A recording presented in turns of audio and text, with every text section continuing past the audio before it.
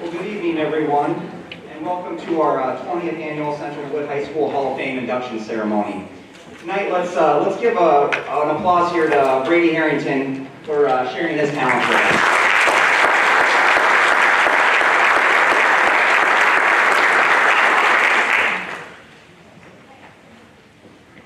My name is Jared Bird, and I am the Activities Director and serve as the chairperson for our Hall of Fame. Tonight we will continue our Hall of Fame tradition by inducting 3 individuals, 1 distinguished graduate, 1 friend, and 3 teams into the class of 2022. If we have any former Hall of Fame members in attendance tonight, please stand and be recognized.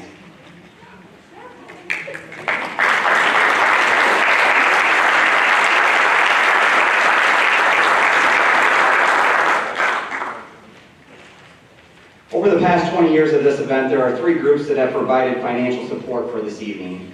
I would like to recognize each group and thank them for their ongoing participation. The Central DeWitt Education Foundation and any members, please stand. The Central DeWitt Music Boosters, again, please stand and be recognized. And any members of the Sabre Athletic Boosters, please stand and be recognized. Thank you.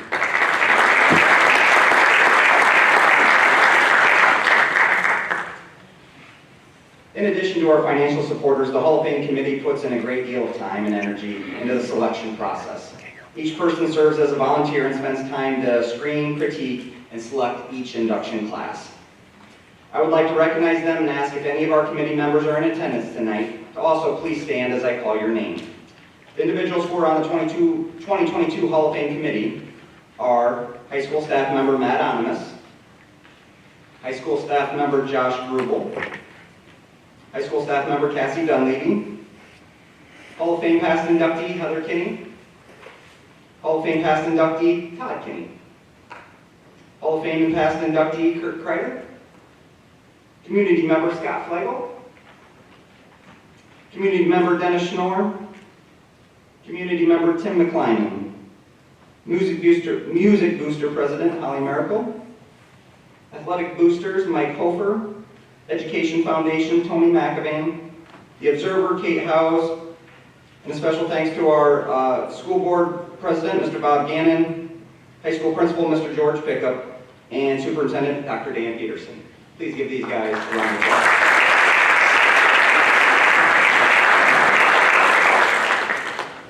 Also, big thank you to Ross Everhart, Kate Howes, and Nick Yost at the Observer, as well as Ann Singson of the Historical Society for all your help in the process.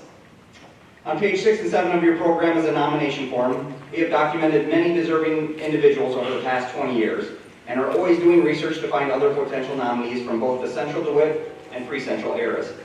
When individuals, groups, or teams are nominated, they remain on the list.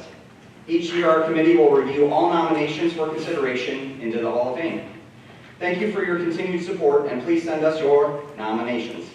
You can now access our electronic Hall of Fame through the web by using the address listed in the back of the program. Now, let's induct the class of 2022.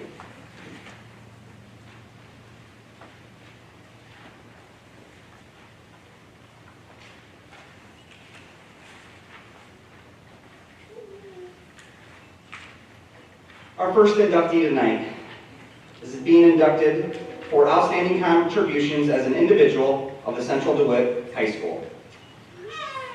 2011 graduate Brandon Jasper was a special 4-year four-sport athlete.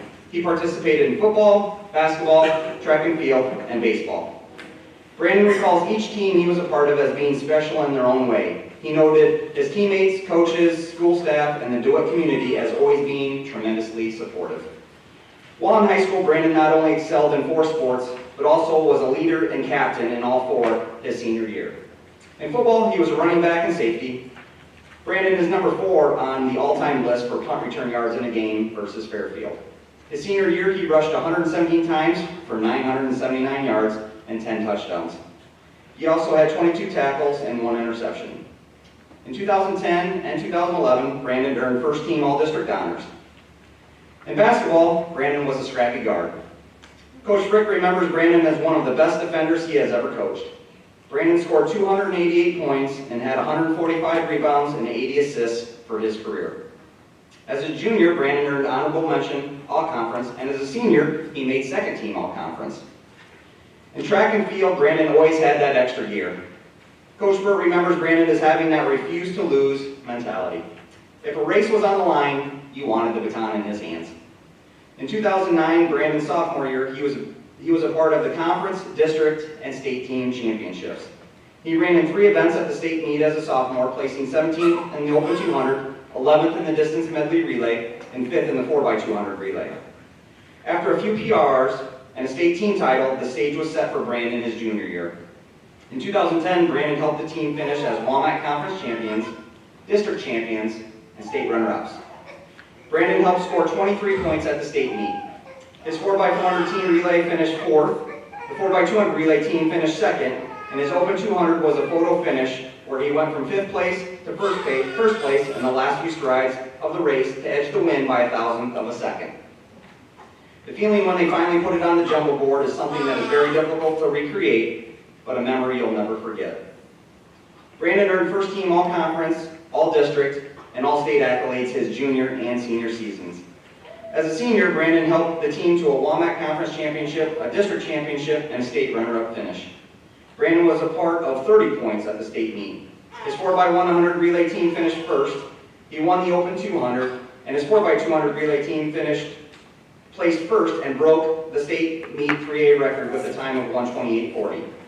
Brandon qualified in 4 events for the Drake Relays his senior year. His 4x400 team placed 10th, his 4x100 relay team placed 5th, his 4x200 relay team placed 3rd, and his distance medley relay team placed 2nd. Brandon is still a part of 3 school records, the 4x1, the 4x2, the 4x1, and the open 200.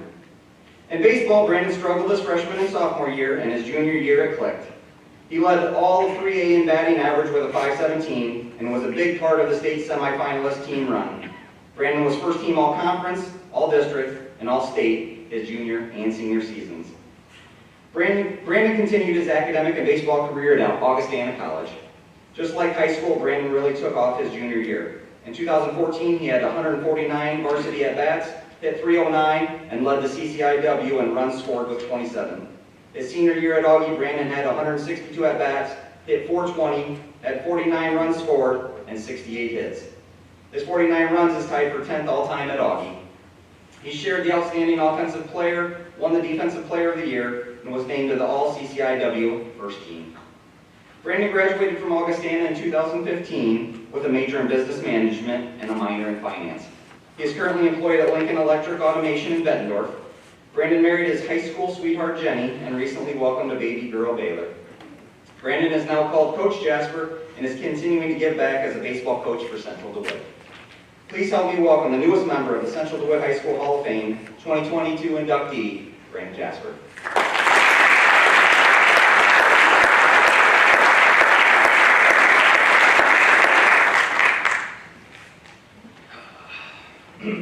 Well, I've been dreading. Never been known as a public speaker. Most certainly never been known as a writer. Well, here we go. First off, a special thank you to the Central DeWitt Hall of Fame Committee for the recognition of this honor. Such an incredible honor and privilege and accomplishment I always cherish with great pride. Truly humbled and blessed to be in this year's class with all these great individuals and teams. Congratulations to you all. I struggled to kind of come up with where I wanted to start this speech, but I figured I'd start when I was young. My desire to compete started at a very young age. I recall when I was 6 years old. Mom and Dad thought it was a good idea that I play baseball with 9 and 10-year-olds, so I did. My first taste of competition wasn't very good. I got hit by a lot of pitches, I struck out a lot, I made contact once as a foul ball. However, that never turned me away from competition somehow, and that would start my journey with athletics. Growing up, I was a part of several teams, you name it, football, basketball, baseball, soccer. Basically, we do it all. Grew up in a small neighborhood around Extrain Elementary. There was a bunch of us kids in that area at the time. We were always playing backyard games, whether that be wiffle ball, football, pickup basketball games. I can still hear my dad's voice in my head, you kids are killing my damn grass, I'm never going to get it to grow back. We had the base paths and bases pretty much lined out in the yard. At the time, over the bushes when we were younger was a home run. As we got older, you had to hit the neighbor's house. Spent a lot of time with my parents growing up, especially on the baseball side, playing catch. My parents weren't available. You could find me throwing a tennis ball or racquetball against my neighbor's brick house, just playing by myself. And another thing I wasn't very good at when I was young was losing.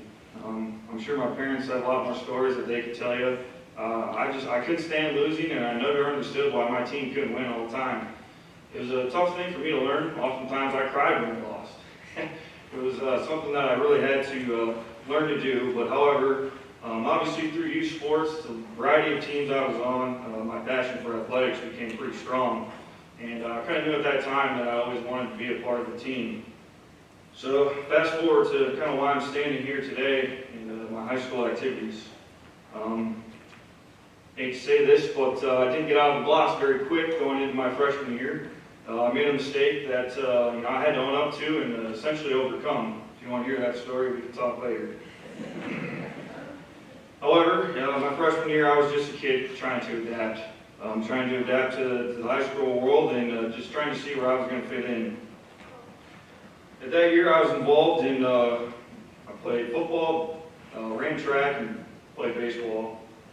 My sophomore year is kind of where my journey starts, and kind of where I saw myself kind of coming together as an individual, and was molding, pretty well, I thought.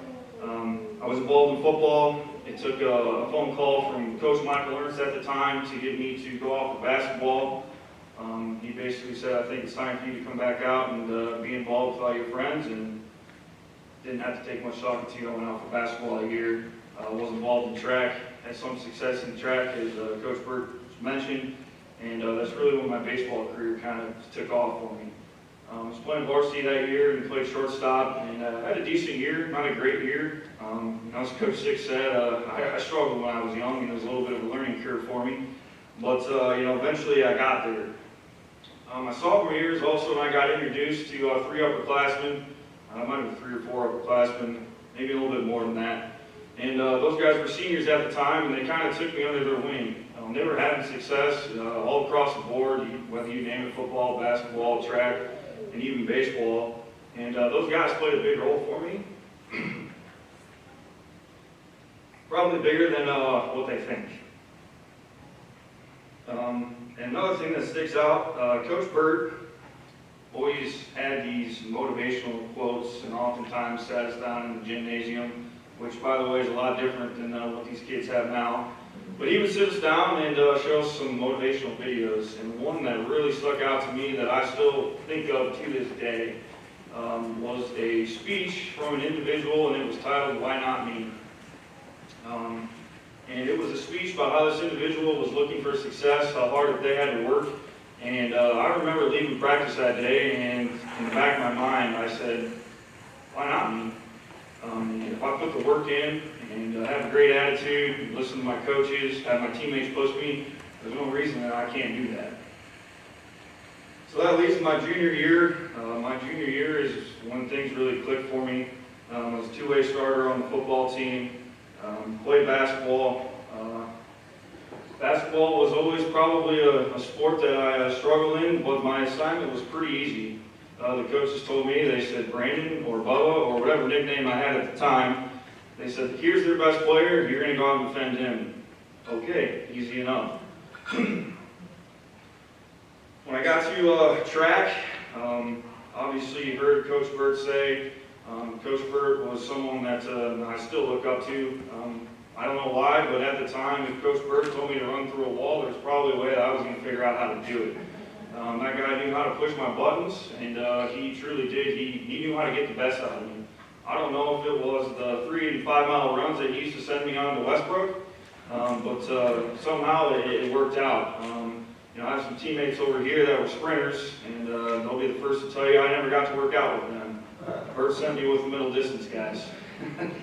So I got to enjoy Scott County Park Hills, and I'll never forget the first time Burt dropped his middle distance guys off, and he said, you guys got to run 3 miles, and then we're going to run a hill. And I said, Burt, are you kidding me? I said, I'm running 200 and 400s, and now I got to run 3 miles and then hills? He always just laughed at me. I had a lot of successful relays, and then obviously was fortunate enough to bring home a state title in the 200-meter dash. And I'll tell you what, there might be 3 people who thought that that was going to happen, and I'm not even sure I was one of them. And Coach Burt claims that he knew that I had it in me. I'm still not sure if he's telling the truth or not. But it was a photo finish. It's something that I'll remember forever. The waiting period of the time, it was like we had no idea who was going to win, and then I saw my name go first, and I kind of just dropped to my knees, looked at the crowd. Remember Coach Kreider spitting the sunflower seed with his hand in the air? Just something that I'll remember forever.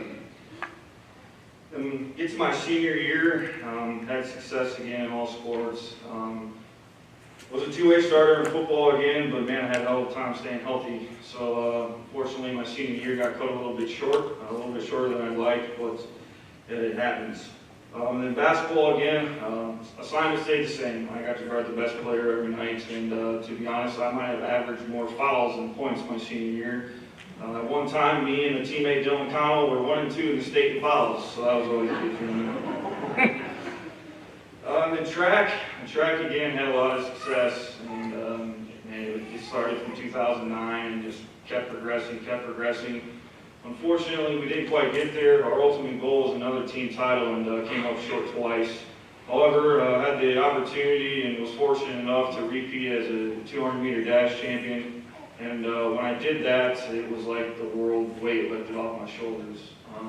Had a target on my back throughout the whole year, and I knew it. My teammates were expecting me to win, the coaches were expecting me to win, and the time finally came, and I got the job done, and it was something that I was extremely proud of. And then to share a journey on my 4x1 and 4x2 team, and those guys were something special. And to describe it, I really don't know other than, we were four fast individuals. And there's no denying that, and there's nobody's ever going to be able to take that away from us. And as you can see, some of those records still stand, so 12 years later, here we are.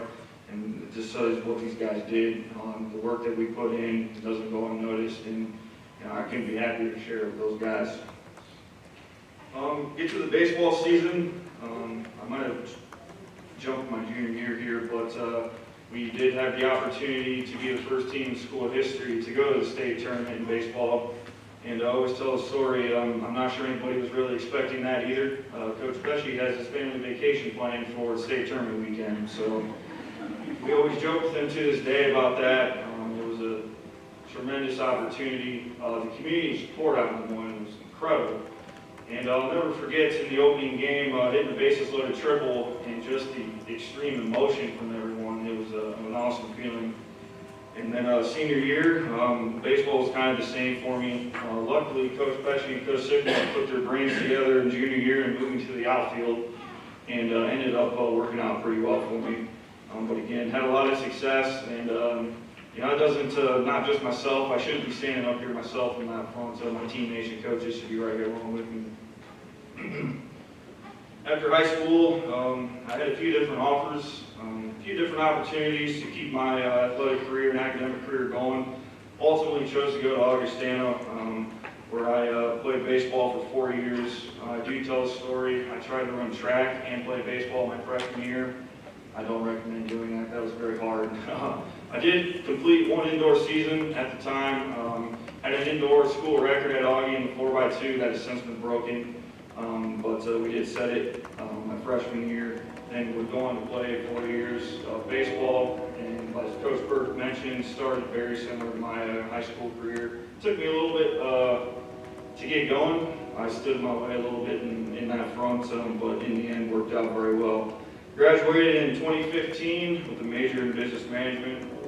After college, I accepted a position with Vizient Manufacturing, which is now Lincoln Electric Automation in Bettendorf, Iowa, 8 years later, and I'm still there. Most recently, supply chain manager for our Bettendorf, Iowa location and Fort Collins, Colorado location.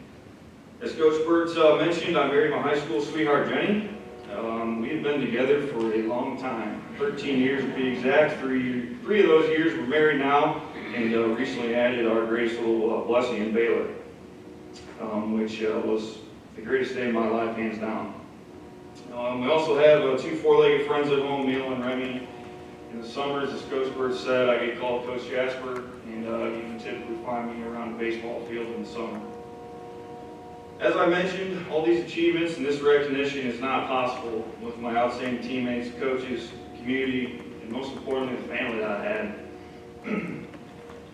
Now I'd like to take some time to say some thank yous. First off, to the school and the community. When I think back to my time here at Central DeWitt, it is always with fond memories and a great feeling. That's because of the great staff that was here, from the cooks, to the lunch ladies, to the teachers, custodians, the list goes on and on and on. Everyone in this school is always so supportive of us kids, no matter what we're doing, and that could be performing arts, to athletics, to National Honor Society. Everyone is so supportive and always has your back and knows. Always wishing you good luck and wishing you the best. And it was crazy how many people still followed, me specifically after I graduated, which was something I'll never forget.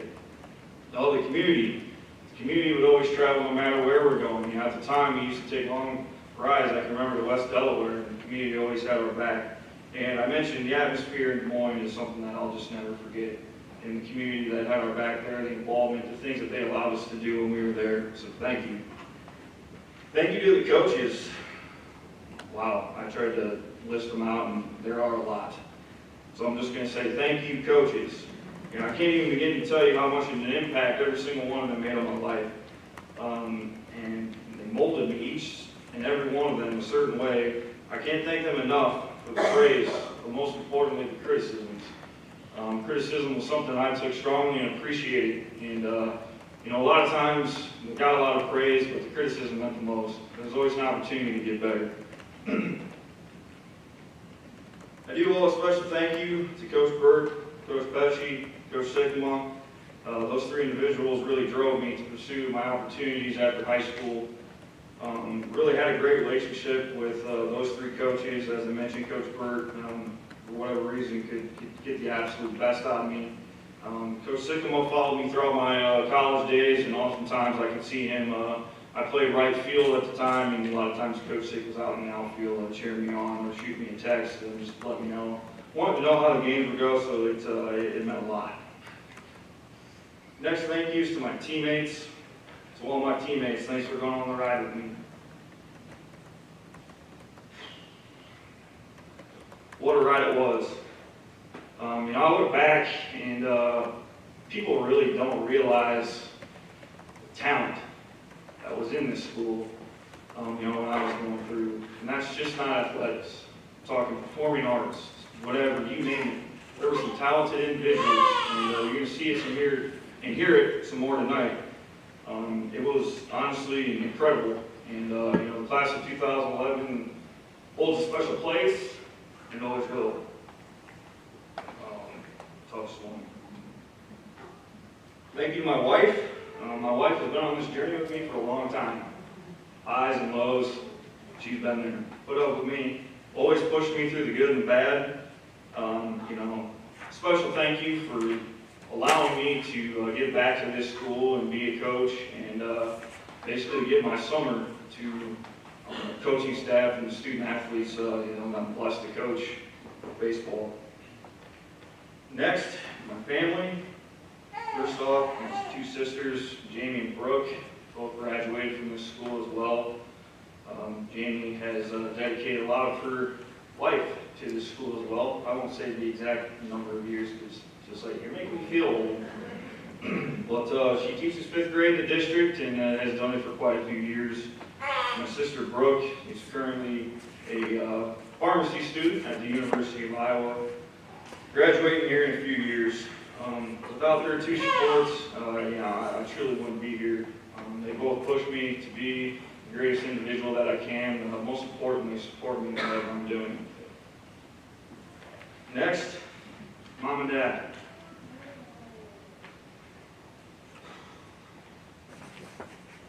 I know it wasn't always easy, and I never made it easy on you, but we made it. We put a lot of miles on vehicles, spent a lot of money traveling. My younger years, I traveled the Midwest, lucky enough to play travel baseball with the Moline Blackhawks, and my parents set aside a lot of time driving to different baseball fields. And Brooke, I'm sorry, but you saw a lot of baseball fields growing up. Something I always remember with my parents, we always had what we call garage talks. After every sporting event, I got to go home and we sat down in the garage and we discussed what happened at that sporting event. The good, the bad, the ugly. And some of those were a little bit ugly. We also had a lot of conversations in there when I made some bad decisions, so those conversations weren't great either. I wouldn't be here without my parents, and there's not enough that I can do to thank them. There's not enough words to thank them, but thank you. All of your support and understanding throughout my life has given me the strength to keep going. Again, none of this is possible without you. So in closing, you can take this microphone away from me. The journey was not an easy one, but one that I thoroughly enjoyed. Were mistakes made? Absolutely. But I always, learned how to bounce back and grew from them. And I oftentimes get asked, would you do it over? Absolutely, in a heartbeat. Wouldn't change a thing about it. It was honestly awesome. A few things that I do recommend. Coach Block and Coach Bird will appreciate this. This came in track, and that was give her help. And whatever you're going to do, if you're going to do it, you might as well do it 100%. And that's something that I've carried with me throughout my whole life. If I put my mind to it, I'm going to do it the right way. I'm going to give it 100%. With that, this school, this community provided me with memories that I will forever cherish. As the saying goes, once a Saber, always a Saber. Go Sabres.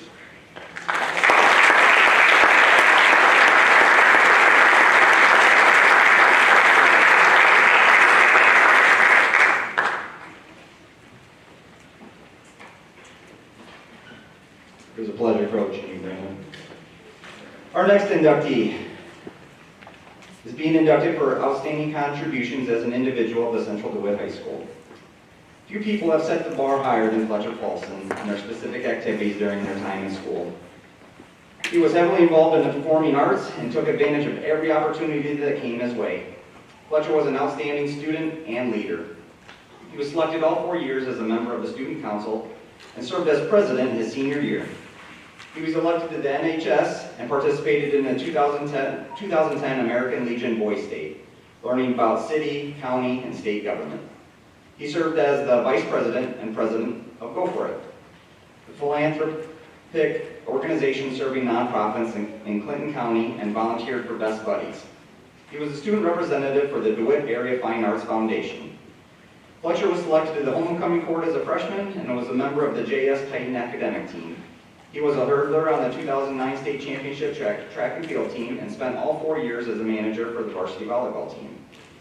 He was the announcer for softball games from 6th through 12th grade and was active in 4-H and active Christian teens. It was his involvement in the fine arts activities where he really set the bar so high. Over his time in school, he earned numerous Division I state ratings, including 5 in 2009. During his 4 years of choir, he was selected 3 times to the All-State Choir, and in 2010 was selected to the IHSMA State Solo and Ensemble Outstanding Performer. He also participated in chamber singers. Fletcher played in the band and the marching Saber Pride during his 4 years in school. He served as the drum major as a senior. During that time, the marching band earned its first Division I rating in 17 years and also performed at the 2010 Orange Bowl Parade and Orange Bowl openings for the Goo Goo Dolls. He played the trumpet in the jazz band, which also earned a Division I rating in 2009. Outside of the school day, he was very active in the plays, musicals, and speech. He twice earned All-State honors in speech and was named the IHSAA State Individual Speech Outstanding Performer his senior year. He was selected as the lead in the play, Our Town, and was a part of every musical, play, or variety show that was performed, including Bye Bye Birdie, Into the Woods, Sight Unseen, and Oklahoma. He volunteered as a pianist at his church and also volunteered as a middle school accompanist. Fletcher was our QC Times Salute to Academics and Achievement Humanities Award recipient, and at the Senior Awards Day earned the Quincy Jones Musician Award, Outstanding Choral, Speech, and Drama Awards. Upon graduation, he attended Carthage College in Kenosha, Wisconsin to study vocal music education. His involvement in Carthage Choir gave him opportunities to tour Ireland, Scotland, and Spain, included a Midwest tour which culminated in a performance right here in our own town, in our own Performing Arts Center. He graduated in 2015 and began working as the choir director at the Prairie School in Racine, Wisconsin last fall. He currently serves as the Performing Arts Department Chair and directs the choirs and musicals. He is an assistant varsity volleyball coach for the Hawks. He continues to volunteer as an area director at Camp Park Connection, a program in which his family has been involved since 1995. Please help me welcome the newest member of the Central DeWitt High School Hall of Fame, 2022 inductee, Fletcher Paulson.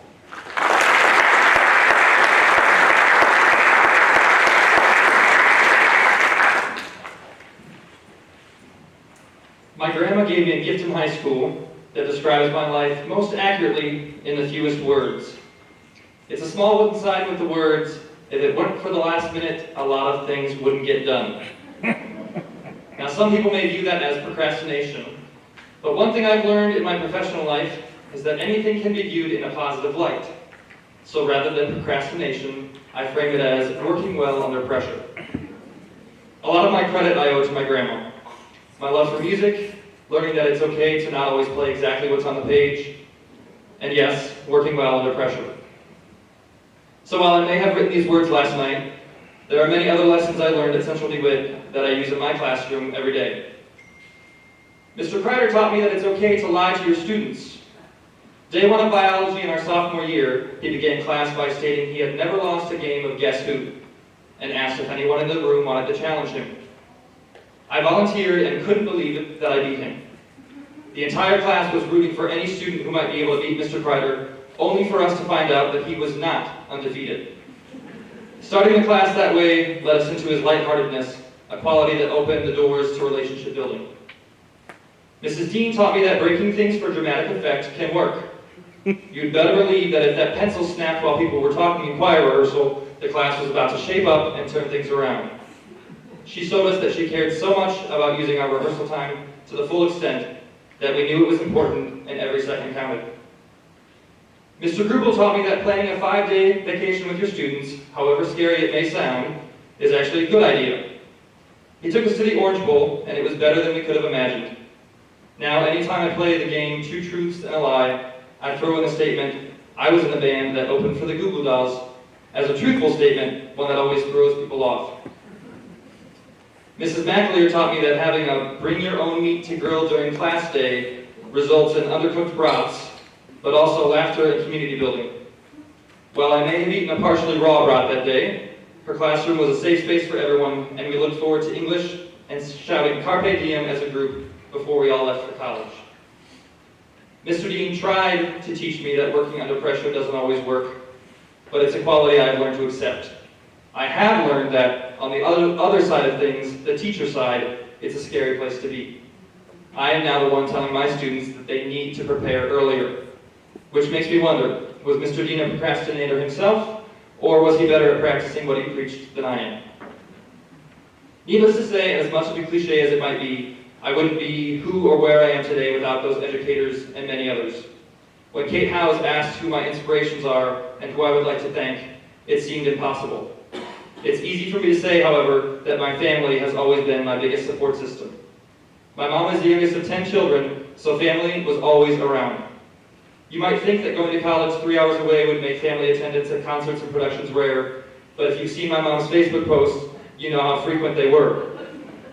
The 3 hours didn't stop my family from attending everything in college, and it doesn't stop them from coming to support me at my current school. At the Prairie School in Racine, Wisconsin, I get to teach choir, direct the musicals, and coach volleyball. Racine has a population 15 times the size of DeWitt, but the school where I teach reminds me so much of home.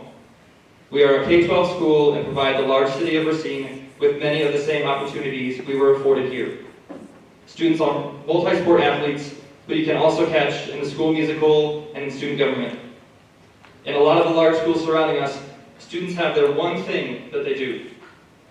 In DeWitt, we not only had the opportunity to participate in a myriad of activities, we were encouraged to do them to become more well-rounded by diversifying the choices we made.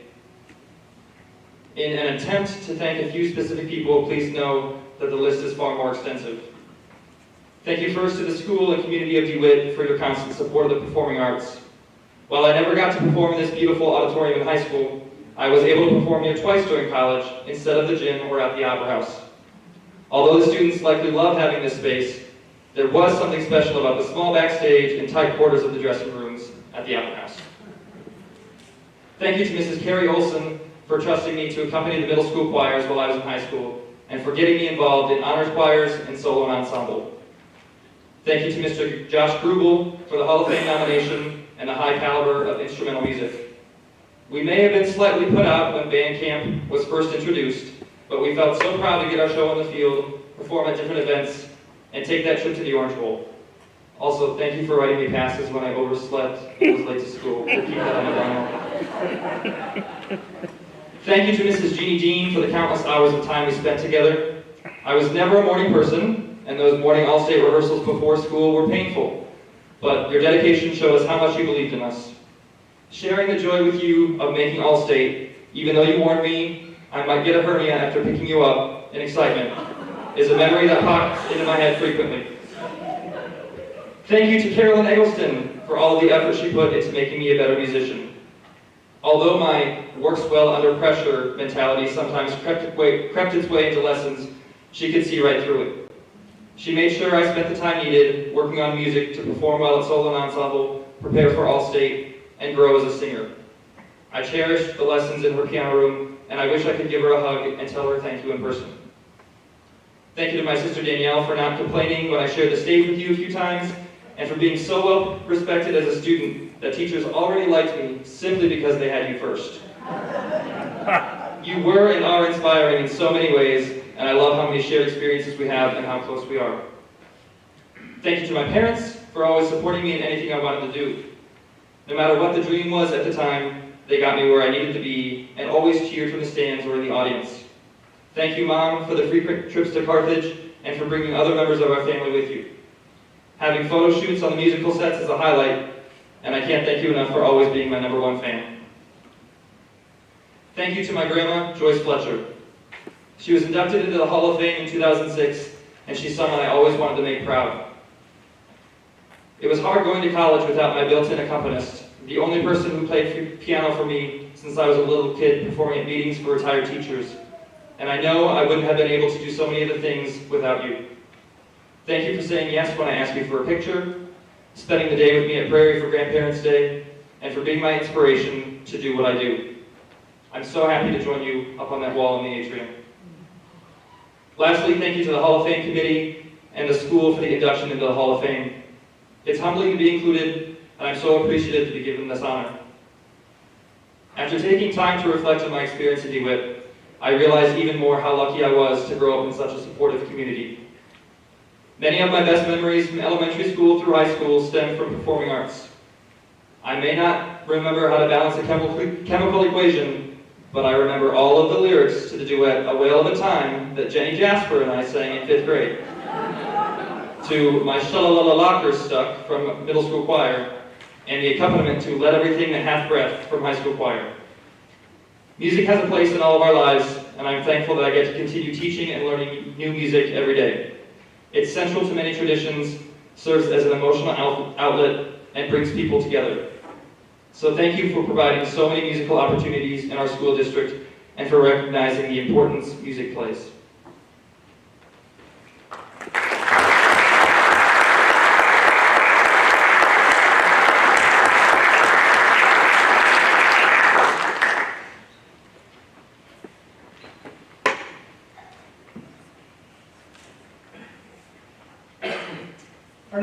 Our next inductee is Rob Philbert. He's being inducted for outstanding contributions as a distinguished graduate of Central DeWitt High School. 1979 graduate Rob Philbert recalls always loving math and science in high school. He attributes his career success to the basics learned in high school and the great teachers who helped grow his base knowledge, including Joe Beck, Joe Utter, Leland Borland, Del Brower, and Vern Flagel. Rob is a self-acclaimed phenomenal test taker, but he achieved success because he had the desire to achieve excellence in everything that he has been involved in. Rob is a Wapsie Bottom farm boy. Classmates noted that you realize how truly smart he was if you spent time in class with him. Rob was a bit of a free thinker and would challenge teachers in the most polite way, if he felt classmates would benefit from it. He was willing to tutor and help others understand concepts if someone was struggling or needed something re-explained in a different way. Rob was a student council member, class valedictorian with a 4.0 GPA, and a National Merit Scholarship semifinalist. Even as a teenage guy, he demonstrated very mature characteristics and actions. Although he was accepted at Ivy League and other prominent schools after high school graduation, Rob valued his Iowa roots and chose to attend St. Ambrose University for his undergraduate work. At St. Ambrose, he was student body president from 1981 to 1983. He then went to the University of Iowa for graduate school. In just 6 short years, Rob was able to graduate with both his MD and PhD, while paying for all of his own education. Upon graduation, he spent 6 years doing research at the NIH, but chose to return to Iowa to raise his family, educate the next generation, and be involved in psychiatric clinical care. Rob has taught as a professor at the University of Iowa for over 20 years. He has also been involved in many research programs that include neurochemistry, primary amino acids, genetics, and epigenetics. Rob has developed and launched 2 medical-based businesses, Cardio Diagnostics Incorporated and Behavioral Diagnostics LLC, and is currently launching a 3rd business. He has published over 200 articles throughout his career to date. Rob has been awarded 8 patents to date. His most current work includes developing blood tests that can identify cardiology issues long before a person may be in a crisis. While Rob still has some patients, most of his work is in developing technologies to improve the prevention and management of disease for patients. Rob has 3 children: Winter, a biomed engineering grad student at Iowa; Willem, a medical school student at Quinnipiac University; and Dylan, the youngest daughter who is currently working in Iowa City. Rob currently lives with his wife Ingrid in Iowa City. Please help me welcome the newest member of the Central DeWitt High School Hall of Fame, 2022 inductee, Rob Philibert.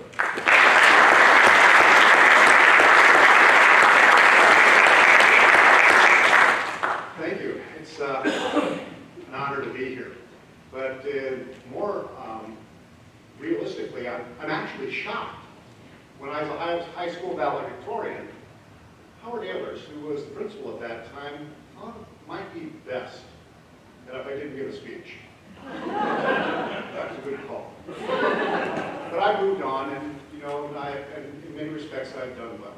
And I assure you, the two epigenetic diagnostics companies that I founded will make significant contributions to prevention and management of cancer and cardiovascular disorders.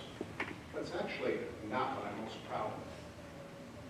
For what's really not on my CV is that I've actually, as physician, turned in 2 physicians for abusing their patients. Both of these physicians were kicked out of medicine permanently.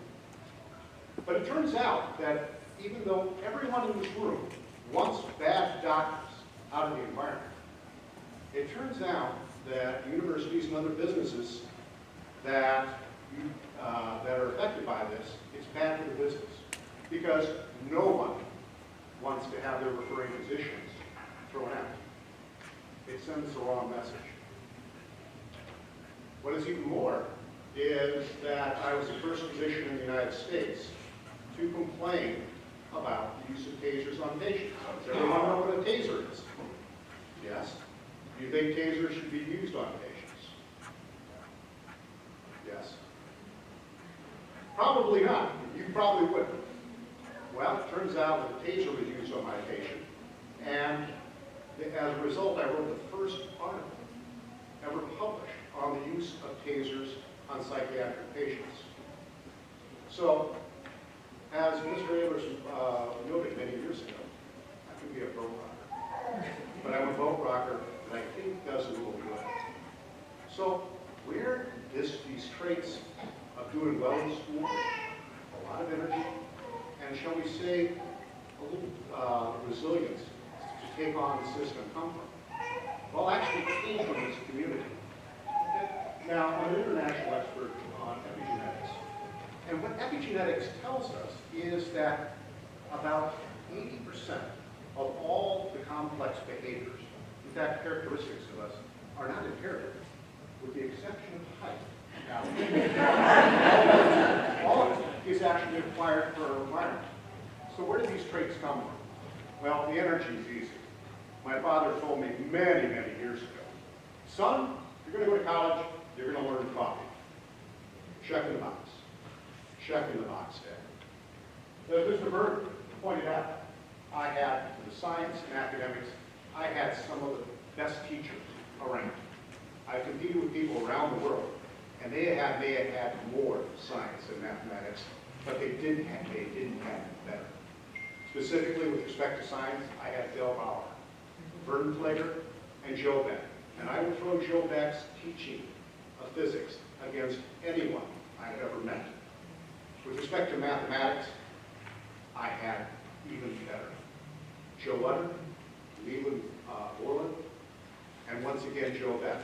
And since one of the products is an artificial intelligence epigenetic algorithm that interprets terabytes of data to predict risk for cardiovascular disease, you better know your X and Y's for malfunction. What about the guts to take on the system? Well, believe it or not, I learned them sometimes on the basketball court. But because way back before I found the everlasting pasta bar at Olive Garden, I was this skinny, 5-foot, high school kid. And does anyone know Dave Holtz? Dave is the size and the heart of a giant. But back when I was in school, he was an all-state football and basketball locomotive. And before I took high school physics, I thought it might be a good idea to try to take a charge from Dave. Now, predictably what happened was I got run over and my butt skidded all the way down the alley, the basketball court against the pads in the back. And now, normally that's really shocking, but it was funny how everyone laughed, and Dave and the others just kind of lifted me up off the floor, and we all laughed it off. In other words, bad things happen, but we pick one another up off the floor. But on more serious matters, community is out there to help you. And in fact, throughout the community, there are a lot of strong and resilient people abiding among us. They're actually very quiet. In fact, one of the most quiet was a guy named Eddie Waters. Growing up, I just thought he was this quiet fisherman.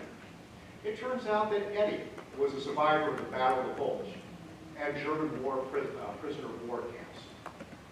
And learning from Eddie and Dave and the others about what real suffering looks like, kind of puts the perspectives of having to sit through faculty meetings and study sections into perspective.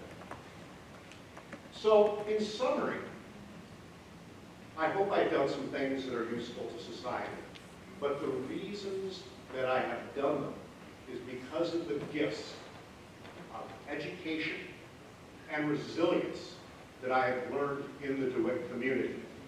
Now, in a couple of weeks, I'm going to fly to New York, and I will be the first University of Iowa professor ever to ring the bell on the stock exchange. Now, the university is going to make a pretty penny off it because they get a piece of the company. But I assure you that they'll be recalcitrant to put that microphone in their hand. Because someone might ask me what I think the state of Iowa should do with the money. Well, I'm a saver, and I expect results. Thank you.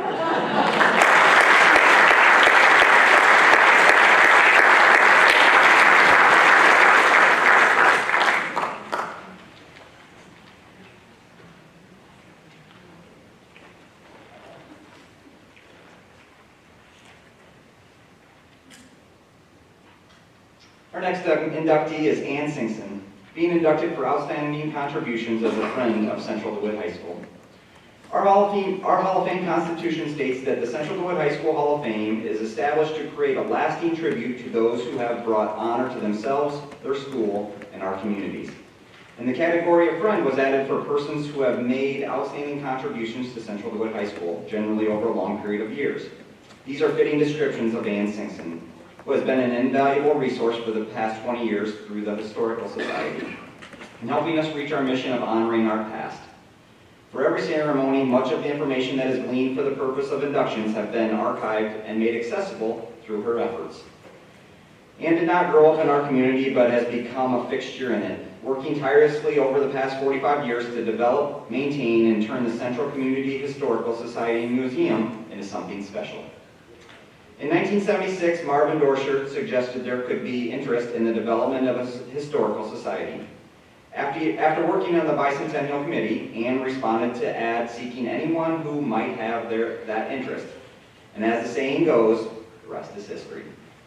On March 8, 1977, the Central Community Historical Society was officially established with a goal of creating a centrally located historical society that would serve all communities in our county. With a newly organized board of directors and articles of incorporation, they appointed Anne as president, who has now served in that position for the past 45 years. In 1987, she directed the purchase of a gas station at the corner of 7th Street and 6th Avenue for $50,000 from donations, dues, and $25,000 commitment from the DeWitt City Council. By 2002, there were over 100 paid members, 4 officers, and 5 board members, in addition to countless volunteers who are the lifeblood of their mission.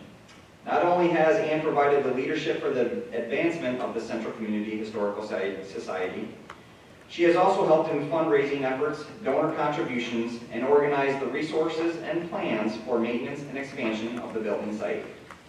Today, the Historical Society is housed in 3 buildings. During her time as president, they have sponsored an annual old-fashioned day, registered buildings as historic sites, and created publications of historical calendars. She conducts historical tours for school classes and has gone to great lengths to promote community pride, spirit, and the historical awareness in DeWitt. and surrounding areas while promoting tourism in eastern Iowa and expanding exposure through Facebook and Twitter. And once stated, if we don't save it, we won't have it. The nonprofit organization is still expanding and collecting items under her leadership and will be a valuable asset for generations to come. And has also served as an election day worker for the past 30 years, chair of the Clinton County Pioneer Cemetery Commission, board member of the Lincoln Way Foundation, and secretary of the Clinton County Preservation Commission. She has been recognized for her contributions to our community over the years in other ways as well, once serving as the Grand Marshal for the 4th of July Parade and receiving the 2nd ever Spirit Award. She and husband Floyd have 5 children and have farmed east of DeWitt. Please help me welcome the newest member of the Central DeWitt High School Hall of Fame, 2022 inductee, Ann Singson.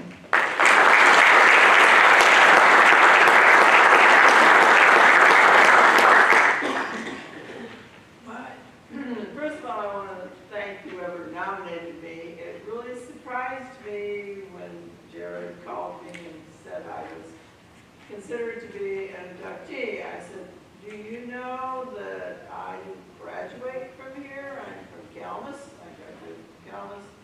I said, my husband and my 5 children did.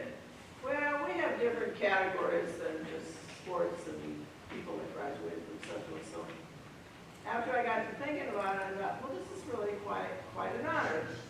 And I just went on and thought about it. But I want to thank the committee who decided that I was worthy of this. Like you said, I was married in 1960, and for the next 15 years I raised my 5 children. My husband worked at John Deere, he has since passed away, and all my children graduated from here. One of my sons was a state FFA officer. My children never were in sports. They were in FFA. Mr. Dan Spicker, which I'm sure some of you know, was here when they were here. And my daughter, who was the youngest, was in music and plays, and she was one of the Singson students. And she doesn't have time now to play, but she always did like her 2 daughters like to sing and they've been choirs and that kind of thing. But my life changed in 1976. DeWitt celebrated its 125th year, and there was a big bicentennial parade. Well, I really was only 2 at the time. I didn't have too much, I didn't really have anything to do with it. I met Marvin Dosher. Some of you older folks I know Marvin Dosher. And because I sold eggs to him in his feed store. And I guess I've always been interested in history.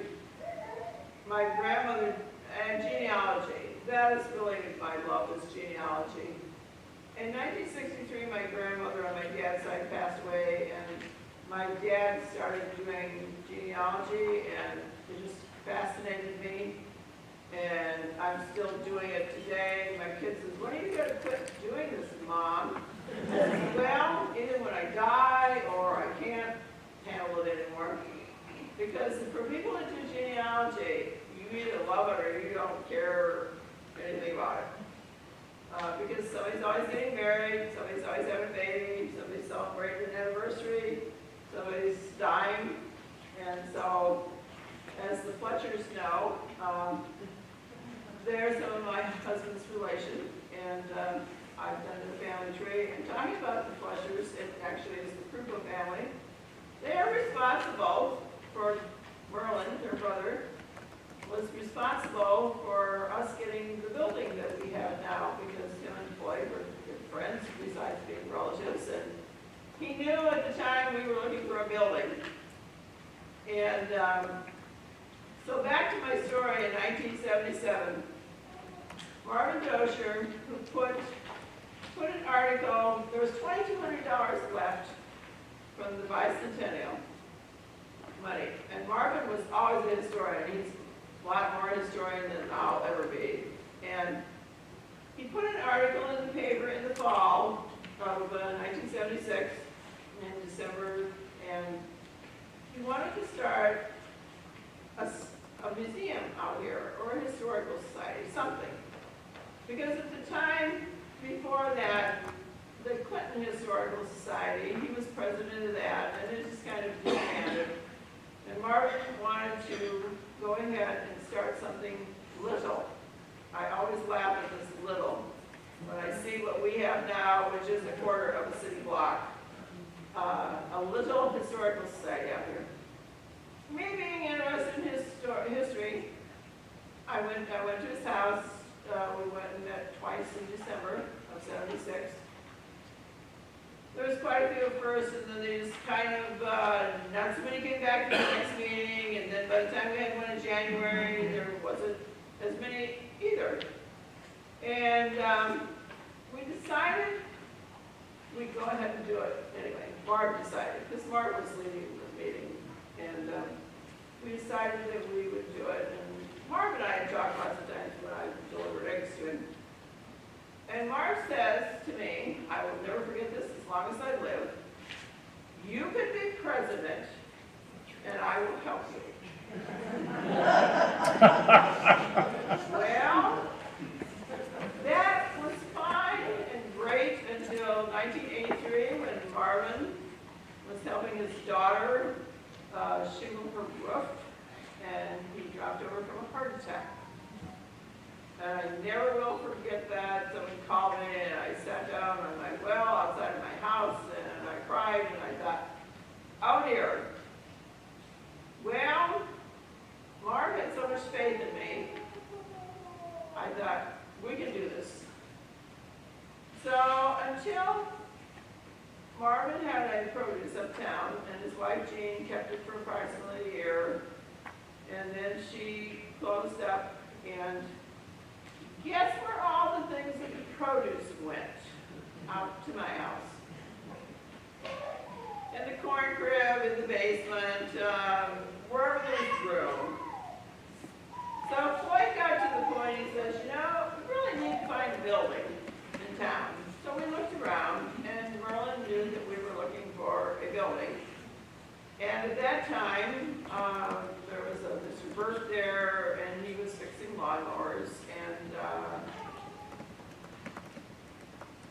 we decided that, like, we over this 10 years between 1977 to 1987 had raised $25,000 through big sales and donations and et cetera events that we had. So we needed the other 25. So I went to the city council. I was scared to death, but I went to the city council anyway, and they gave us the 25. But I don't think they had a real lot of faith in me because they gave us $5,000 for the next 5 years. So anyway, we went on, and then we started. If anybody of you know what a gas station looks like, there was a lift, there was holes in the center where the cars were washed. I mean, it was a gas station. It's just that way. One of our board members said to me, he says, what's wrong with you? Are you crazy? This isn't going to work. Well, since it is and it did, so we're fine. So we kept on working. We had enough money. We started working to the first part of the building where the main entrance is. The board members, my husband helped. I've seen everybody from the beginning to now, and without my volunteers, I know there's a couple of them here tonight who've just come on in the last 10 years, would not be able to do this. I mean, yes, I have the dream, I have the ideas, I know what I want done, but without their volunteerism and helping. And none of us get paid, myself included. We just volunteer, we just buy supplies and things. So then we just kept going, and then the next few years we got some more money, and we did another part of the main building, and then we did another part. And in the meantime, there was this family. Their name was Fred and Mary Wallace, and they were teachers here at Central. I don't remember what they taught, but they were teachers. They both taught here. They had no children, and they both loved the museum. They would spend every Sunday down there. They just really liked the museum. And they left us some money, quite a bit of money. And then also there was a family, John and Wilma Anderson. John was a banker here at DeWitt Bank and Trust. And he too loved the museum. And he left us money too. As I tell everybody, I don't care how much I volunteer, or any of our volunteers volunteer. Without money, you can't make things happen because there's supplies, there's the light bill, there's the phone bill, there's the alarm system, which we got, which we've had ever since we started. So then we got this money, and we've had different members on the boards, and new members all the time. So then we got to the point that we got a gaming grant.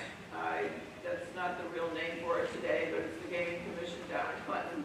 And we applied for a grant to get what we call Building 3, the one that's to the south of the museum that faces out to 6th Avenue. They gave us the money, and we built that. And then the next year, we asked for the cement in it. We put that in. And then, when I first went in there, that building was huge. I said to, I don't know who I said it to, but I said, oh, we'll never get this place full. Well, here it is 45 years later, and we now have 4 buildings that are full. And so then we had a chance to, let's see, then we got the money. In between this, we got the money, and then I don't know if anybody, you probably knew Greg Olson, not Olson, it's O-L-D-S-E-N, that had a truck repair on the other side of our main building. And he went to work for the county, and he wanted to know if we were interested. So we took the money that we had received, so not all, but just a little bit of it received, and purchased that. Again, my board member says to me, what's wrong with you, man? Another grease, repair shop. But there's only about, I'm going to guess, 6 to 8 feet in between those 2 buildings, and we made a walkway, we made an additional connection to it. So we got that done. We only did part of that too. Again, money's always, as they say, the root of all evil. You have to have money. So we did part of that, and then we did. Again, we were filling up because practically everything in that museum has been donated. We bought some desks, the computers. Now we're in computers. I have some new volunteers are way more savvy at computers than I am.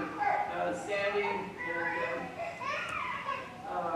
Susan and Laura and Kathy, they're younger than I am, and they're more computer savvy. Not that I don't know how to run a computer, but I don't know how to do all the stuff that younger people do.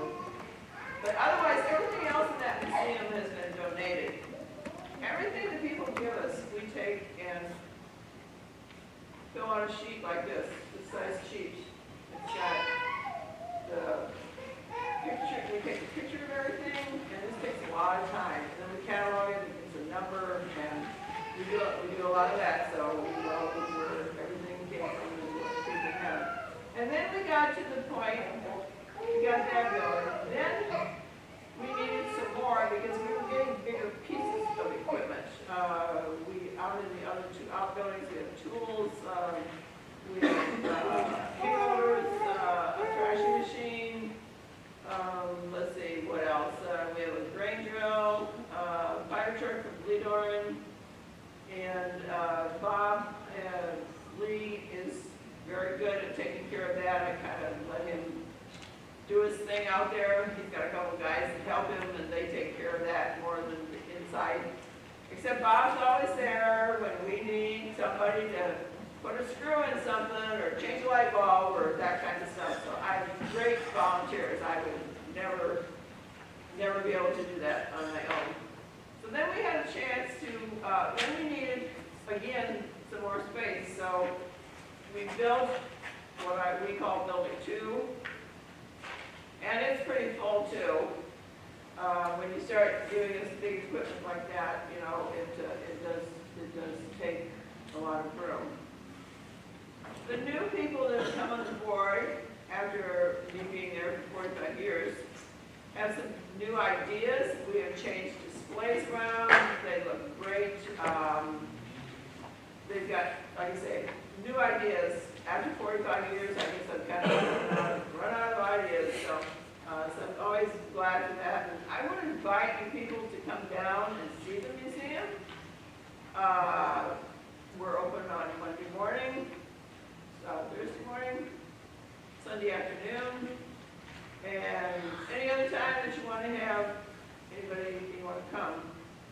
We have a group of retired teachers from Central here are coming on, I think it's the 20th of October, and they're going to come.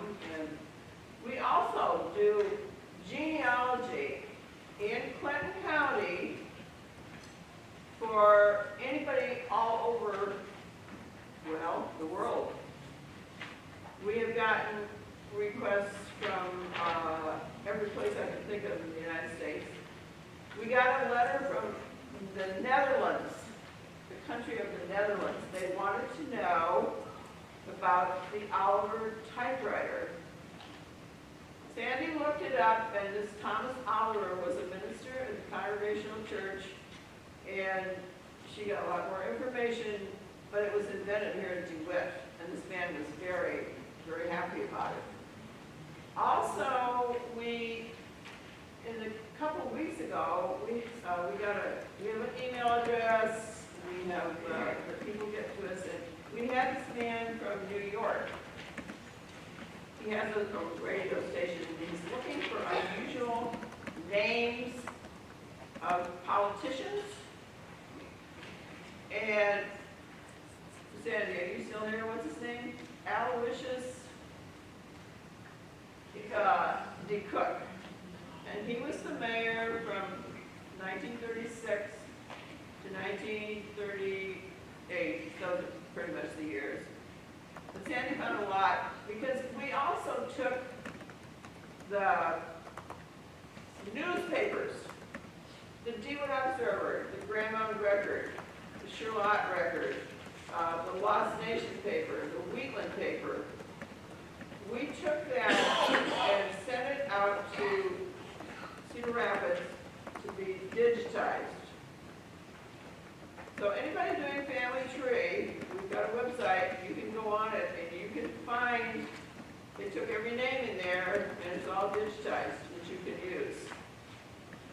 So anybody using that it's great if you're doing genealogy. We also had a person it was a lady, she was writing a young person's book. She wanted to do something between around 1905. She was reading these old letters, and she wanted to know why in these letters these people were talking about when they were traveling, why there was hogs on the road. Well, Sandy and I figured it out. They took, for you farmers, they would drive their livestock to town. Every town had stockyards, and they would drive them to town. I remember my father-in-law was telling about him driving sheep to town, and Sandy found a picture of hogs in Grand Mount. We have a humongous collection of pictures, which I would like, anybody's got any old pictures to contact us. What we do is Sandy scans them, and they're on the computer, and then we've got them, and if the person wants to give them to us, that's fine. If they want them back, they can have them back. It takes a minute. So we do that too. My theory, this is what I believe. If you don't save these things from a long time ago, even last year's calendars, you throw it away, it's gone. It may be silly, this is my thought. I believe that all the articles that we have in the museum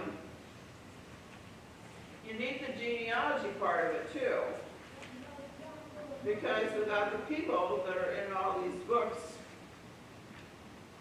and we wouldn't have our families. So anyway, and I also, when I was here, I've been doing since 1963, my own family tree. My daughter-in-laws kind of look at me like, okay. Anyway, I've got, I don't know, 50, 60 tree reminders. But anyway, you have to, we've got a card file down there, a 3x5 index card file. There's a couple ladies down there that are digitizing them. They're putting them on computer so we can have them, because there's no other resource, because I've been collecting them for the last 30 years. There's no other resource with all these names on it. And then also, I'm in charge of Pioneer Cemeteries from, I think we started in 1978. The reason I'm interested in that, because that's our ancestors. Some people look at me like I'm crazy. Who cares? That kind of stuff. But anyway, I do, so that's the way it is. And we are a commission under the supervisors in Clinton County, the 3 supervisors. We are volunteers. One of our volunteers is out here in the audience tonight. We started cleaning up Pioneer Cemeteries. If anybody's ever seen a Pioneer Cemetery, it's got brush and brambles and weeds and trees falling down and you name it. So, doing genealogy, I found a lot of information from the information on the cemetery stones, and from 1975 to 1985, another couple ladies and I cataloged all the cemeteries in Clinton County. There is 81 of them, all the way from one burial to Springdale in Clinton, which is the largest. So we've got those records. We have every record, every book that's ever been published, every history book, every book that's ever been published, except in the state of Iowa, in the state of Clinton County. We don't have the official records that the county does, but otherwise we've got the rest of it. So I thank you for listening to me. I know some of you say, oh my God, how can you even think about doing that kind of stuff?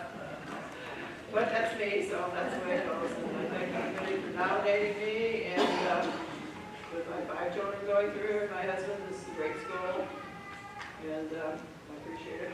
Thank you.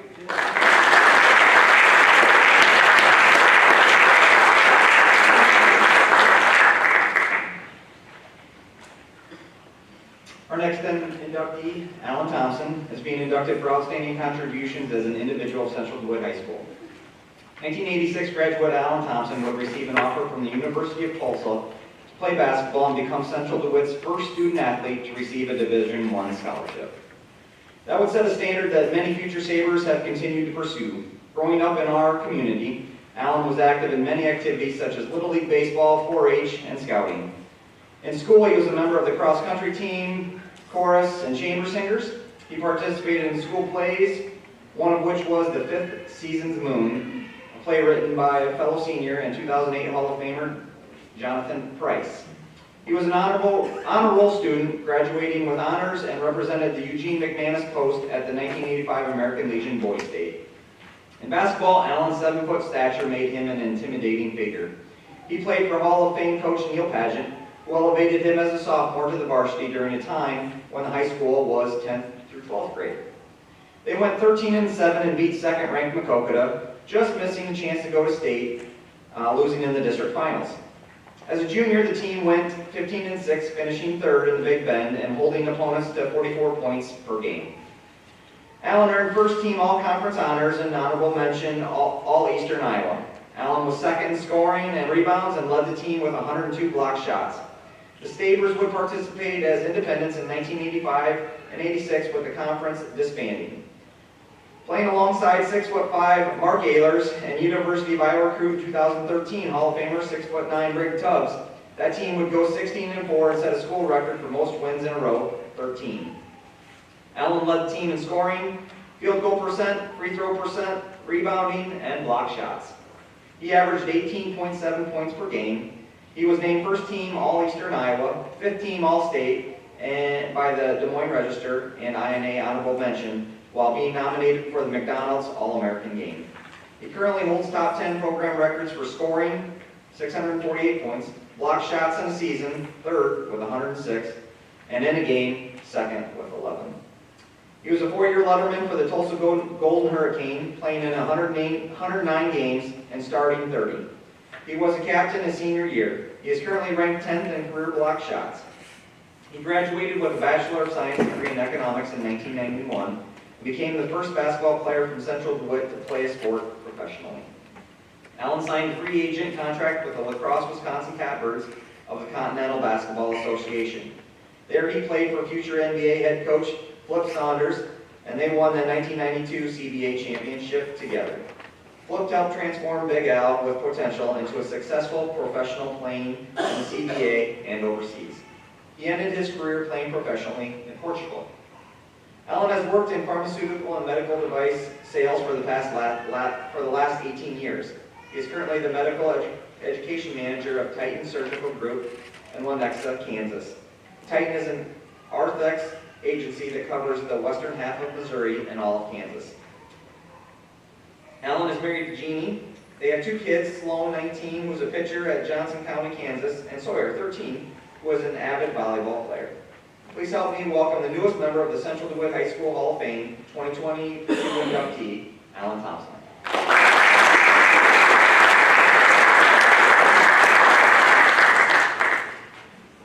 I'm going to show my age.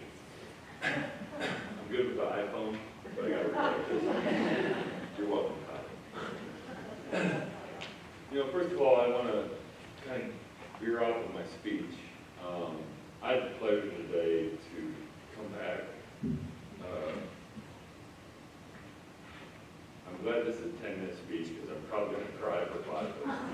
I'm a little emotional as a big fella. I apologize for that. I haven't been here a long time. But anyway, I was with Angie Harrington, right? I'm supposed to be the Hall of Famer. And everybody's like, Miss Angie, Miss Harrington, office lady. Humbled me real quick. But it was a great ride, great experience, and great to come back to DeWitt and see the community living so well in such a great community. And then to remember other facts like, Miss Eggleston, and I'm related to Dave Holt, so got that. And 1976, the Bicentennial Parade, I actually marched in it as an Indian. The chaps my mom made for me to wear in that was a little bit too revealing. And my mom loves genealogy, and she's right over there. You would have a great time. You would have fun. Anyway, enough of that.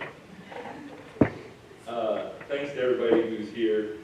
Thanks for the introduction. Coach Britt. Congratulations to my fellow inductees. I haven't got to hear from you guys yet, but I'm sure somehow we have something in common. It's an honor to be entered in the Central High School Hall of Fame. I'd like to take this time to honor several people that made this day possible. It's called Believe, Work Hard, and Never Give Up.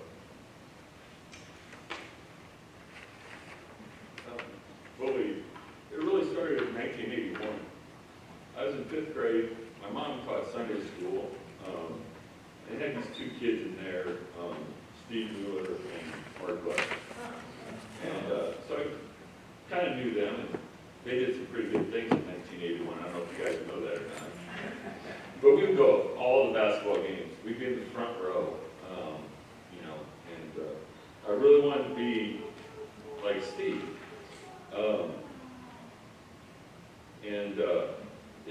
It was great. It was a good experience. And then I believe I could be a Sabre High School basketball player. I thought that was like, the best thing ever. And Buzz Gill, I did play basketball in high school. As a team. I played JV and I dressed varsity. We had some great scenes at that time. I got my chance. My first varsity game was, our first dressing out in varsity was a game here at DeWitt in the old gym, B gym. And it was against Lindmar, or they were playing before us, I guess. And they had two players, Scott and John Anderson.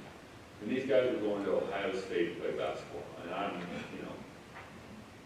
6'8" at the time. I maybe weighed 150. And I'm sitting on the stage at that time, and Coach Padgett comes up to me, and he goes, "Alan, you could be as good or better than those guys. You could play at college." And I'm like, "Okay, Coach, whatever you say, I'll try." And that was the first time that I really believed that I could play in college, or that anybody had expressed that interest that I could play in college. And so I started to believe that I could. And that was a big turning point for me. Secondly, work hard.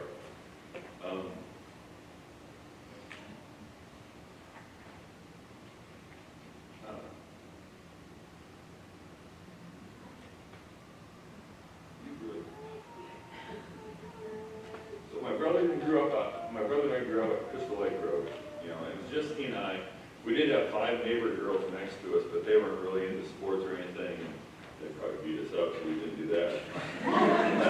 But we would play whatever sport it was, whatever time of year it was. It kind of reminded me, we go in the backyard and we big acreage, and we'd mow stripes and play baseball against each other. Well, one year for Christmas, they thought it'd be a good idea to get us a football helmet and shoulder pads for each of us. And we're not talking about like the nice football helmets and shoulder pads you have now. There was, I don't even know if you're supposed to play sports, but I did Chiefs and Broncos in one bar, like Joe Theismann out there, so my brother. We line up on one, I line up on one side of the field, he line up on the other. We'd kick the ball to each other, you'd pick it up, you'd run, kill each other. Well, we'd go back and forth, one scored a touchdown, the other scored a touchdown, until one of us got ahead of the other. And then all of a sudden, somebody was cheating. I don't know what happened, don't know who it was, if I was cheating or I wasn't. It was probably him. So anyway, from then on, it was a fight. That was a fight. Mom would have to come out and yell at us, "Alan, stop picking on your little brother." Okay, Mom. For those of you who don't know, my brother Brian Thompson played with Todd. He also played football at the University of South Carolina as an offensive lineman. So he was probably and I also stole this speech title from my brother. He's the one who came up with the believe and work hard. Also about that time, maybe a little bit later, Coach Padgett would have free basketball clinics on Saturdays. Yeah, free. You could come up to the gym Saturday morning, didn't have to pay anything. The varsity players would be around, and he put you through fundamentals. Now, anybody who played basketball here would think, "Oh, awesome, fundamentals, whatever." Well, he'd blow the whistle. He'd be standing up on the stage in his bike coaching shorts, whistle around his neck, high socks, collared shirt, slick back hair, and a great tan. He had a great tan. Anyway, sorry, Coach. And he would make everybody put the balls in. We'd all line up, a line here, everybody line up behind him. Varsity coach would be in there, and we'd do math fundamentals without basketballs, right?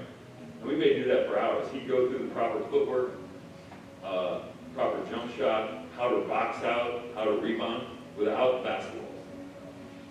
If we try to do that nowadays, I don't know what kids would do. But anyway, that's how we learned, and I loved every minute of it. And a lot of kids in DeWitt would go do it.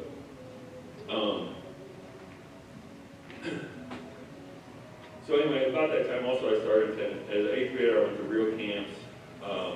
The first one I went to was Coach Padgett's fundamentals camps, and there I met Mark Kurtz and Mike Smith. And I can't remember if they were players at the time or maybe they graduated, I don't know, but man, they just heckled me and gave me a hard time the whole time. I was terrible. But it was so much fun, I just kept working at it. We'd go up to Coach Fun, or we'd go down up to Coach Fun to coach in Macokota. We'd go to North Scott. Excuse me. Later on, as we got older, we'd go to Hilltop basketball camp. I was fortunate enough to go to University of Iowa camp with a couple of teammates, and then I went to some national camps where I started growing a better player. We played pickup games for hours in junior high. Coach Teal, Coach Trulson, Coach Weller, and Captain Craig. We'd go up there on Saturday mornings, and we would play basketball. And it'd be all the young kids against the older coaches. And we'd be like, all right, we got these guys. We got it. And they would just kick our butts up and down the court. Craig would throw sky hooks on me up and unders and block my shots. And it was so frustrating. It just made me mad. Coach Trulson would just be cherry picking the whole time. They get a rebound, track it down, he'd shoot a layup. What Coach Weller did, he probably ended up officiating the game since that's what he likes to do. And then Coach Steele, he was like a constant team player. Played defense. It was so much fun. But we just played basketball. After that, in the summertime, we go to Dave Schneer's house. And whoever showed up there would show up there. We picked names out of hat. We played 2-on-2. I probably wasn't supposed to drive there, but I might actually break in, take my dad's car once in a while, drive in, truck in, drive in there. When I did one time is I would leave the wing of, you guys know what a wing of the truck is. So it was on the front, a little vent right there. You could turn it back and open up. My arms were long enough, I left that unlocked. I could lock the car while I was on the road, on the street, and reach in there and just unlock the car. So I'd do that. Drive the truck into Schneer's, we played basketball until, I don't know, the sun was going down. It felt like, had a great time, just all day long. Well, at the end of the day, one time I went out there and the truck was locked. Dang, all right, what am I gonna do? So anyway, we got it unlocked somehow, I can tell you that. Get home, I'm like, whew, man, no problem. About a week later, my dad comes up and he goes, well, also I would take 2 pop bottles and put it where the truck tires were. So when I pulled back, I knew exactly what I was supposed to do. Learned that from my brother. And anyway, about 2 weeks later, my dad comes up to me and says, you need to stop taking the truck again. What are you talking about, Dad? He goes, people have seen you, stop doing it. Okay. So I did that. Then there would be other times at night in high school that I would have a bad game or maybe not play well or didn't go the way it went. You guys can't do this now either. And in my car, I'd always keep a metal hanger, my driver's license, and a basketball, and my keys, right? So the back door back here of the gym, in the olden days, you could take the hanger, put it behind the lock, right? Pull it, slide the driver's license in there, and pull the door open. Take your keys, and you could turn the lights on. 10 o'clock at night, I'd be up there shooting basketball. I'm mad at myself, I'm working on my game. If I want to be better, I'm going to work on my game. One night, I don't know what Mr. Ehlers was doing here.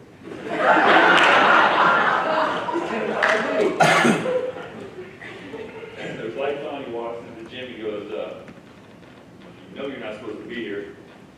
Yeah, I do, Mr. Ehlers. Okay, turn out the lights when you leave. Man, I feel bad if you guys can do stuff like that. Or maybe you can. I don't know. Anyway. And then there'd be other times that my brother and I had piano lessons in 8th grade. And at Smith's house. And we had to go. Mom was like, you need to be well-rounded. You need to take piano. Okay. So there were some people who lived down the street that were pretty good athletes too. We might end up in football games with the Tubbs family and Cynthia Miller and Heather D. And we'd be down there and Gladys would yell at us. And thank God she would yell, because I guarantee you that Cynthia Miller and Heather were kicking our butts. It was embarrassing. So, but we just played. We loved it. Playing in a non-air-conditioned gym, 103 degrees. Mark Kurtz would be coming back from Cornell College, where he ended up being one of the leading scorers, could shoot like crazy, couldn't play defense to save his life. Mike Smith would be there. I mean, all these old guys would come back and play it, and we'd just have a blast. later on, Mark Smith, Greg Tubbs, and I would drive to Iowa each weekend and play against some of the Hawkeyes. So it just comes down to working hard. And then never give up. So in junior high, I went out for basketball.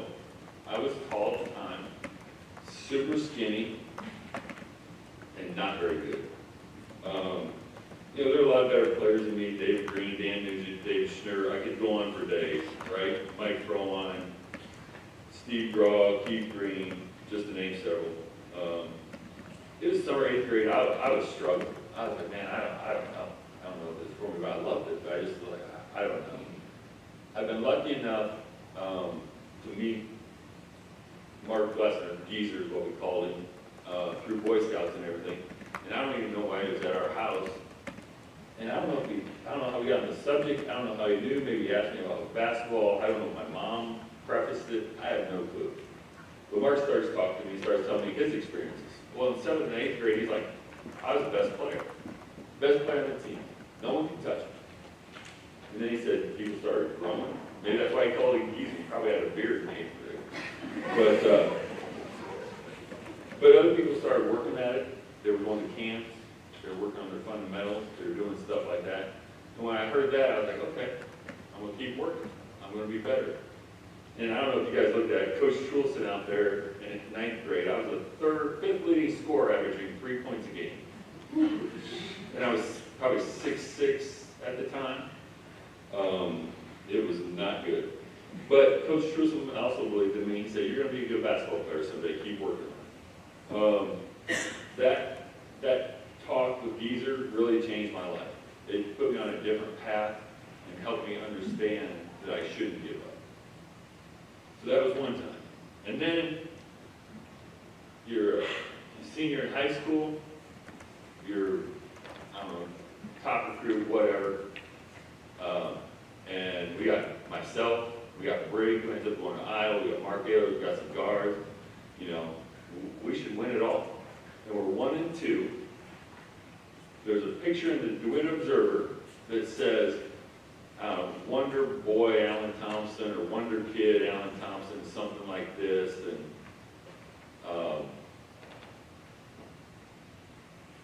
I don't remember exactly what the quote was. But after that, Coach Patton, after the tournament, Coach Patton says, Al, you're not playing you're not starting next game. I'm like, Coach, what are you talking about?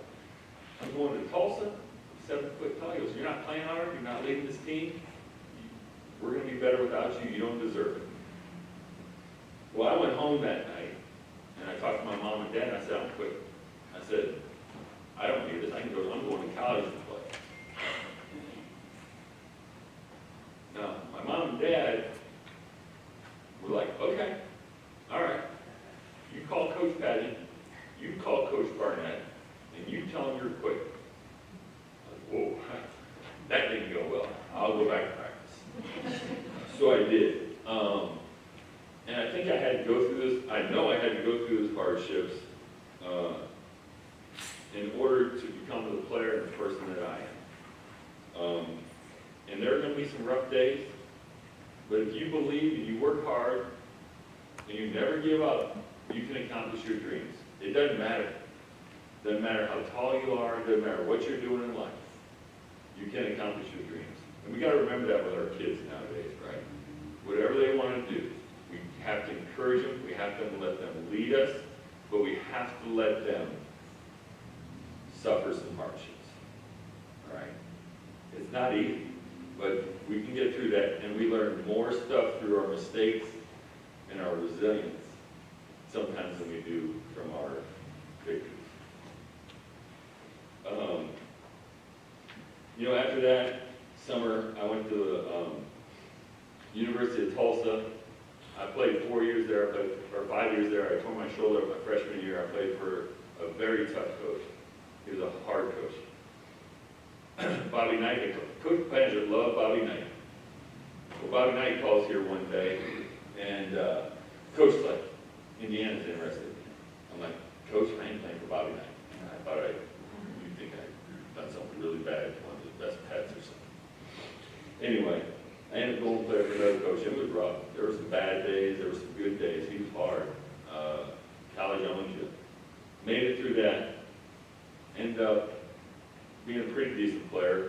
we set more screens than I ever shot baskets or anything like that, but that was my role. Was lucky enough to go to play for Flip Saunders in the CBA, played with some great teammates, had a great time, chemistry, won a CBA championship, and then had the fortunate ability to go over to play in Portugal. Look, sports can do a lot of things for you. It can teach you how to compete. It can take you great places. I've been around the world. I've been in 5 different countries because of this game. I've met tons and tons of people, and I appreciate it. But, you know, I left DeWitt that day.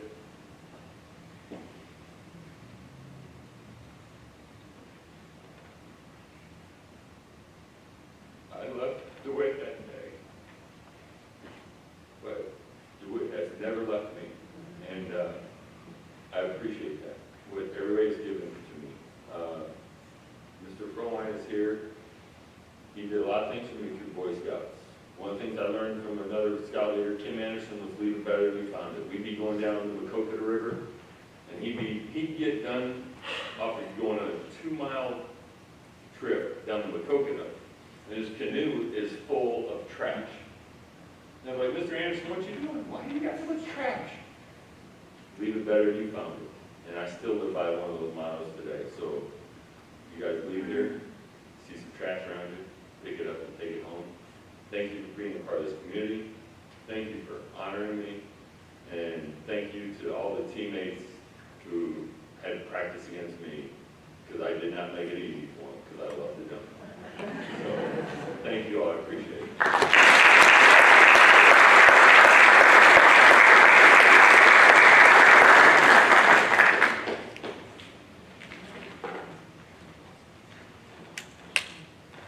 I just realized I forgot to switch your pictures, so if you want to see some good pictures of Alan, there you are right there.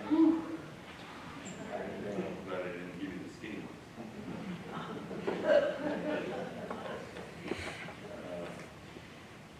Next, our relays. In 2009, the 4x100 relay had a lot of pressure on their shoulders at state track meet. Winning the state track team title came down to this race, and they had to place first or second to jump ahead in total points. Coach Burt remembers calculating the points in the stands prior to the race with coaches and teammates. We knew the team race was close, and the 4 schools in the hunt did not have a 4x400 that had qualified for the finals. We didn't want the boys to know they had to get first or second and have that added pressure, but with cell phones they found out in a few seconds from teammates anyway. The quartet qualified for the finals with a 43.54 and would be in lane 4 for the finals. The prelim time was their fastest time of the season. Time was also the second fastest time in school history to date at that point.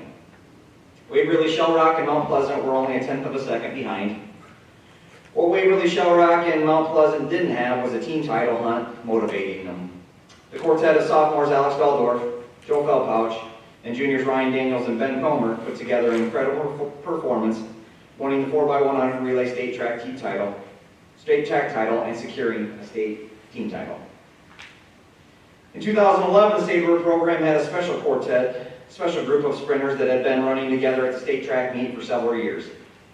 The quartet of Chris Campbell, Joe Feldpouch, Chris Lovin, and Brandon Jasper had worked hard and set high goals for themselves.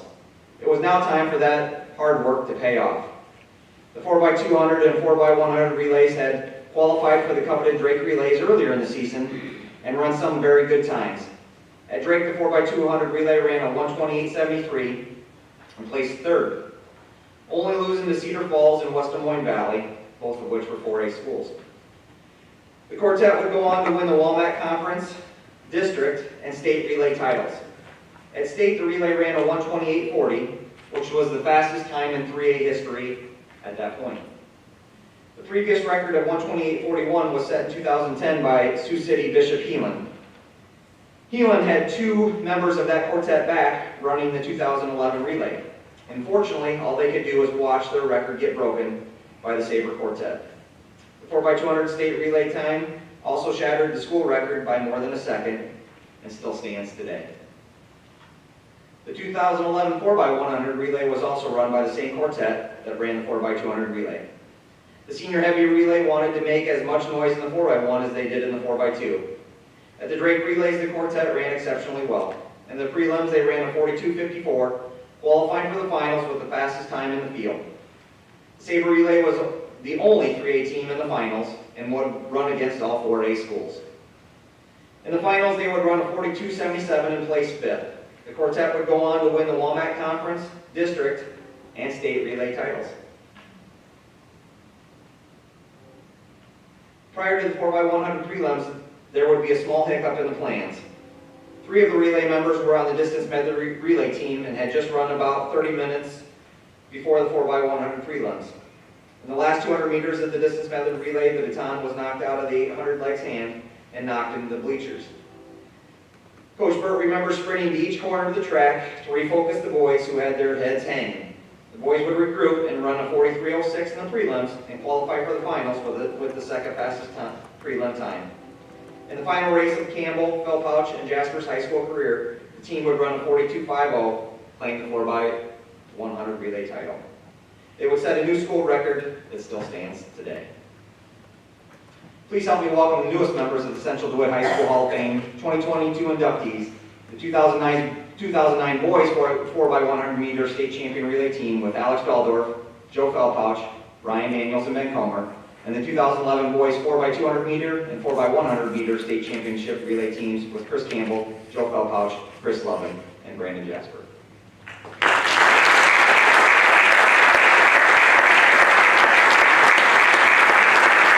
I'll say a couple things and then I'll have you talk, all right, Mr. Felpouch?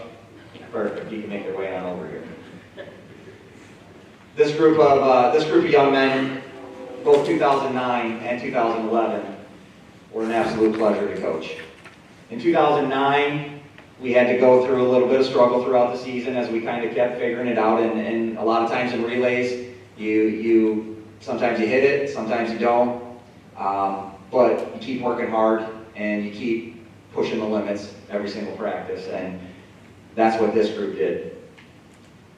I can remember so many times that I tried to push these guys to their limits to see what they were going to be capable of. We'd be doing hills out at Scott County Park, and one day stands out really memorable where we had hot ham and cheese that day, I believe. And there was multiple players that decided that hot ham and cheese, it was snowing yet, so there was still snow on the sides of the Scott County Park hills, and they were lined pink that day. And I would just go pat the boys on the back and say, "Are you done? You got it all out? Perfect. Get over there. You still got a few more hills to finish." And but this group, both squads, worked extremely hard. And I couldn't ask for a better group of guys to coach and a better group of coaches to coach with. It was definitely team efforts, and every moment along the way, whether it was 2009 waiting, like, we gotta get first or second, please don't mess up, there's so many things that can go wrong from the start to each handoff around the way, that things gotta go just right, and you're dealing with tenths of seconds, and so any little hiccup can cause problems. And to watch just the culmination, both in 2009 to have a state title, and then just the stands erupt and everybody's looking at us like, you just won a relay. There's plenty of teams that won. They didn't realize we won the state title at that moment along with winning that relay and the joy that came with that. And then in 2011, to watch one of the most special groups that I've been fortunate enough to coach from the beginning of the season to the end of the season, put together some of the times that they ran and records that still stand today. And people always say records are meant to be broken, and they definitely are. And I just hope one day that when those records fall, that all of us can be standing together watching that special group do it as well. And I've been fortunate to coach with some of the greatest coaches and coach some of the greatest athletes. And Mr. Felpouch, the mic's yours.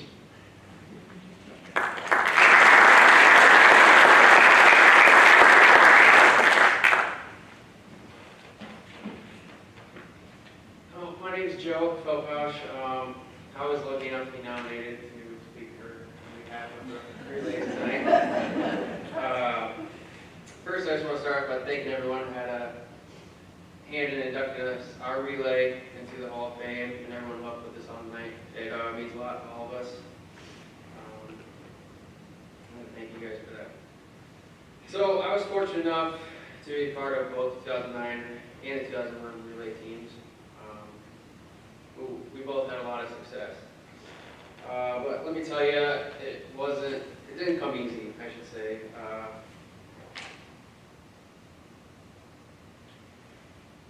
We worked our tails off to what we accomplished, and you can ask any of them. Bert and the other coaches were definitely hard on us all the way through, and especially some workouts that Bert would come up with. I mean, I didn't know where he was finding some of them, and you kind of dreaded what you were running into after class that day. But it all worked out, and yeah, we had a team that bought in, and it definitely paid off. 2009 team, I feel like we kind of set the standard that we went by. We ended up winning the state title, but it came down to, as Bert said, the team title, and I think that kind of paved the way for our relay and our guys continuing through the years. In 2010, we did come up short for another state title before I won. But I think that just kind of fired us into the next year where we were able to win the 4x1 and 4x200 title. But I think the biggest part of success was the expectations and the goals that we set. It all stemmed back to the 2009 relay title that we had won. And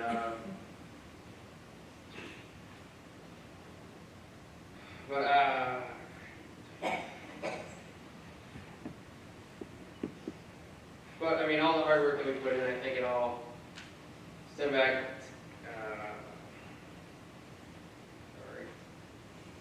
Just stem back to the expectations we held of ourselves every time we stepped on the track, and I hope you guys had as much fun as I did running with you in all the relays. And I hope that we accomplish out there kind of help set a standard for future athletes, track athletes that come through Central DeWitt, and they can strive to have some of their own success on the global, because it is definitely a special place to run. And with that, I just want to thank that behalf of our relay team. I'd like to thank everyone who helped us along the way. Definitely the school and community with all the support. I mean, we had a huge section of fans out there every year. Our coaches, who I don't think we ever would accomplish anything without all of them, all the hard work they put in. And our families, I mean, they were a big part of everything that we were able to accomplish, and also everyone else that had a part. So, thank you.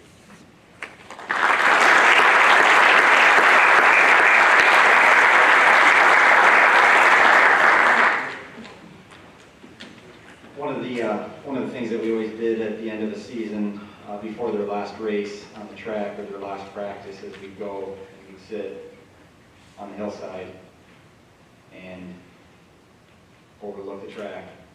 And it was just that special moment to say, this is it. This is our final chapter. Tomorrow's never guaranteed. At any moment, an injury can shut you down. At any moment, something bad can happen in a relay or in an event. And hopefully those messages and the motivational videos that we watched, all of it was about just to continue applying it to your life. And it's been a pleasure to have you guys come back to see what you're doing now and the difference that you're continuing to make and the fine young men that you are now. And many of you are becoming fathers, and I'm proud of you. And like I said, it was a pleasure coaching you, and I couldn't ask for much more than some of the success that we had because of you guys. And with that, I would like to thank the Hall of Fame Committee, our athletic boosters, music boosters, and the Central Community Education Foundation for their diligent work and contribution to tonight's ceremony. Please join us. I have some cookies and some water out there as we wind up in our final conversations. And thank you again for coming and making this a continued success. Enjoy the rest of your evening.